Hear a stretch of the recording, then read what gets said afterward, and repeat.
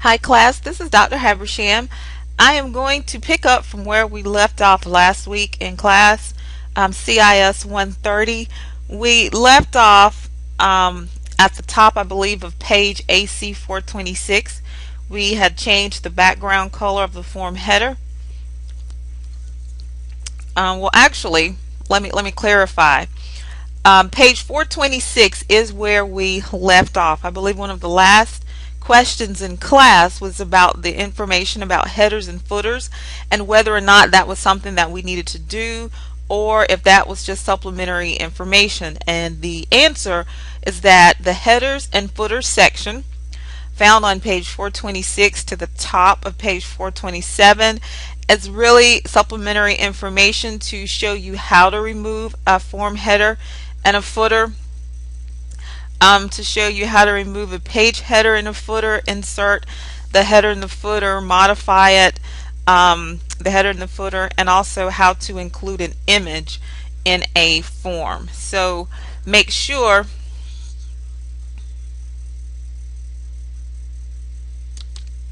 that you go through and read that information. I'm just going to point it out since I have this information up here. In order to insert an image into a form, you would click in the design view and click on the image tab here.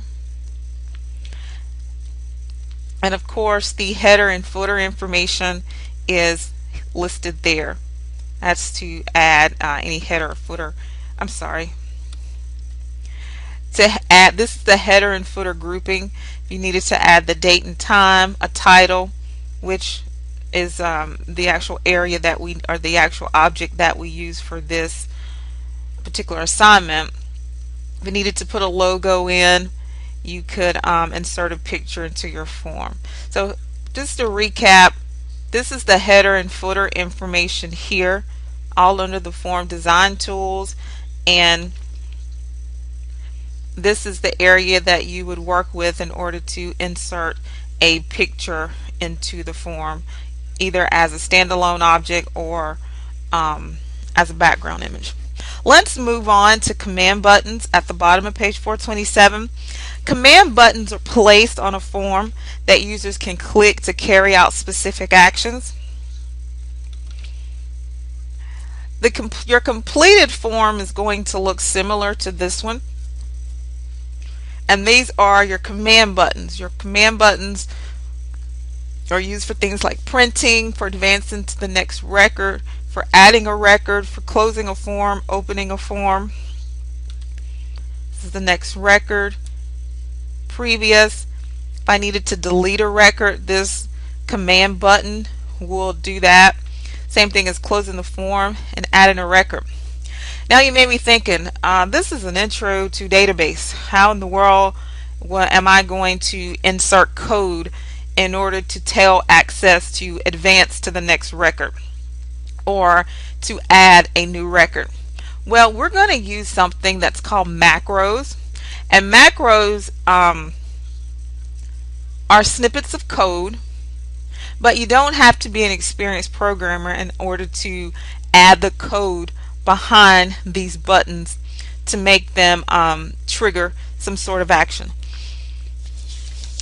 So let's move over to page 428, and we're going to add these command buttons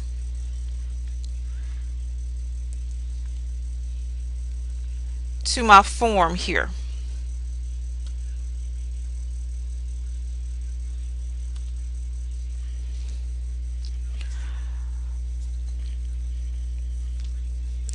Alright, first step says display the form design tools, and we do have that displayed.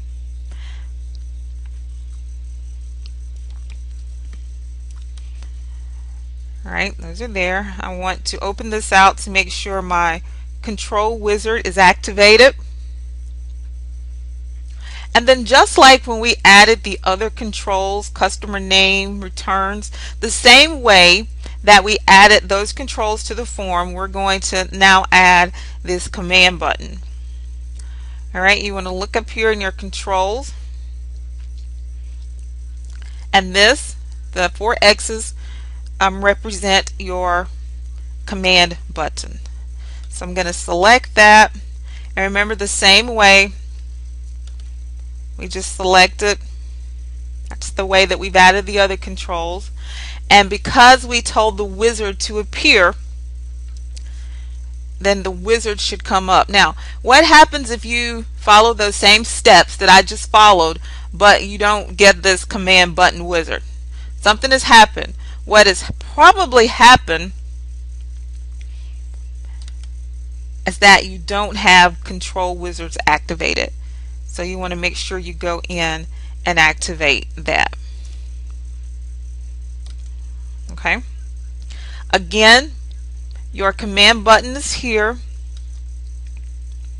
If I have that wizard selected, then I can just draw or simply select, click and select, and follow the steps to add the records or add the appropriate fields. Number 2 says to tap or click the position shown to display the command button wizard dialog box. So record, go to next record. Just want to click next. Tap or click the next button to display the next command button in the wizard screen. Now we're just following the information listed on page 429, figure 729.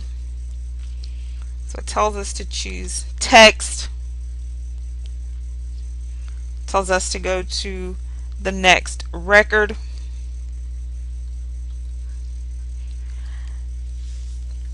And now we get to name the button. This is going to be what's going to appear on it as well.